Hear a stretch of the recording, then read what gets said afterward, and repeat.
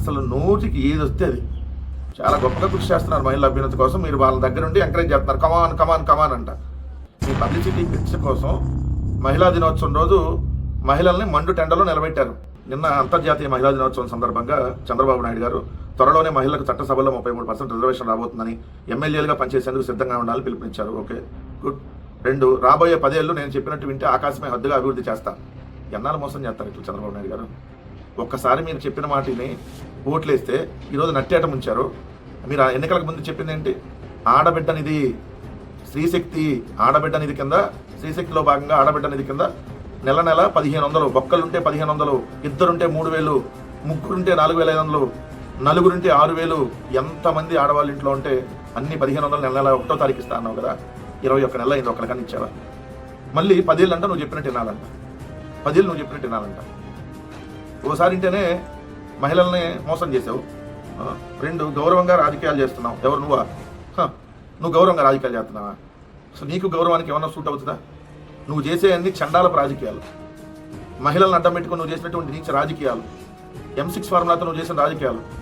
30 ఏళ్ళ ముందు నా భార్య భువనేశ్వర్కి హెరిటేజ్ వ్యవహారాలు అప్పగించాను. ఆమె ఉత్తమ పారిశ్రామికవేత్తగా ఎదిగారు. ఇప్పుడు బ్రాహ్మణ ఆమెకు తోడేయారు. నేను లోకేష్ ప్రజాసేవ చేస్తుంటే వాళ్ళు డబ్బు సంపాదిస్తున్నారు. మేము నీతి నిజాయితీలతో గౌరవంగా రాజకీయాలు చేస్తున్నాం. మీ నీతి నిజాయితీల గురించి మన హెరిటేజ్ ఇందాపూర్ బంధంలో బయటపడింది. కానీ ఎంత మీరు నీతిగా నిజాయితీగా వ్యాపారాలు చేస్తున్నారు అనేది హెరిటేజ్ బొందాపూర్ బంధంలో బయటపడింది. కానీ మీ భార్యను మీరు పొగుడుకోవాలంటే ఇంట్లో పొగుడుకోండి. 1 గంట ముందుగా ఇంటికి వెళ్ళి పొగుడుకోండి, లేకపోతే కాళ్ళకు దండాలు పెట్టి అతన్ని అంత గొప్ప లేరని చెప్పి మీరు పొగుడుకోండి. మాకెందుకు ఈ పురాణం? మాకెందుకండి సొల్లు పురాణం? అసలు ముఖ్యమంత్రిగా మీరు ఏం చేయాలో అవి చేయకుండా ఈ సోది ఎందుకు మాకు? ర్యాంప్ పై నడుస్తూ మహిళలకు అభివాదం చేస్తూ అంతర్జాతీయ మహిళా దినోత్సవం సందర్భంగా అమరావతిలో నిర్వహించిన సభలో పాల్గొన్న సీఎం చంద్రబాబు ర్యాంపు పై నడుస్తూ ప్రసంగించారు. మహిళలందరికీ కనిపించేలా, ప్రసంగం వినిపించేలా మాట్లాడారు. మహిళలకు అభివాదం చేస్తూ వారిలో ఉత్సాహాన్ని నింపారు. Copy paste. నీ జీవితానికి ఒక్కటి కూడా మీకు సొంతంగా మీ ఆలోచన రాదు. క్రెడిట్ చోరీ. ఈ ర్యాంప్ మీద ఇలా ర్యాంప్ వాక్ చేస్తూ, ర్యాంప్ పై నడుస్తూ ఇవన్నీ జగన్మోహన్ రెడ్డి గారి దగ్గర చూసి కాపీ కొట్టి, మొన్న పెళ్లిలో కూడా జగన్మోహన్ రెడ్డి గారు వెళ్తే మన పెళ్లిలో ర్యాంప్ ఏదన్నారు కదా, ఇప్పుడు మీరే మహిళలకు కనపడేలాగా ర్యాంప్ పై నడుస్తూ అక్కడ కూడా వచ్చిన వాళ్ళకి కనపడేలాగా. అయినా మీ జీవితానికి మీ సొంతంగా లేదు కదా, అన్ని కాపీ పేస్టే కదా. ఇంకోటి, ఆంధ్రజ్యోతిలో వచ్చినప్పుడు కుటుంబంలో 5-6 ఉంటే ట్రిపుల్ బెడ్రూమ్ ఇల్లు. ఇది కుటుంబంలో 5-6 ఉంటే ట్రిపుల్ బెడ్రూమ్ ఇల్లు. ప్రభుత్వ ప్రోత్సాహకాల్లో పెద్ద కుటుంబాలకే ప్రాధాన్యం, అవసరమైతే ఒక పెన్షన్ ఎక్కువగా ఇస్తాం. ఎందుకు పచ్చి మోసం మళ్ళీ జనాలని? ఉన్నటువంటి వాళ్ళకి ఈరోజు పెన్షన్ ఇచ్చేటటువంటి అవకాశం నువ్వు చేయట్లా. ఒక్కటంటే ఒక కొత్త పెన్షన్ ఇవ్వాలి. 21 నెలలు అయింది. నువ్వు ఎన్నికల ముందు ఇచ్చిన హామీ ఏంటి? 50 సంవత్సరాలు దాటినటువంటి ఎస్సీ, ఎస్టీ, బీసీ మైనార్టీలు అందరూ పెన్షన్ ఇస్తాను. ఒక్కరికన్నా పెన్షన్ ఇచ్చావా? ఒక్కరికన్నా ఒక్క ఇల్లు నువ్వు కట్టించావా? ఒక్క సెంటు నువ్వు వాళ్ళకి ఏమైనా స్థలం ఇచ్చి, ఇదిగో నేను స్థలం ఇచ్చా, ఇదిగో నేను ఇప్పుడు ఇల్లు నిర్మాణం స్టార్ట్ చేస్తే ఇప్పుడు ఇల్లు కట్టానని చెప్పి చెప్పడానికి ఒకటి ఉందా? జగన్మోహన్ రెడ్డి గారు కట్టించిన ఇల్లుని నువ్వు వెళ్ళి రిబ్బన్ కట్ చేస్తావు. ఈడేమో మళ్ళీ 5-6 ఉంటే ట్రిపుల్ బెడ్రూమ్ ఇల్లు ఇస్తా అంటావు. సింగిల్ బెడ్రూమ్కి నీకు దిక్కు దేవాలే ట్రిపుల్ బెడ్రూమ్ ఇస్తా.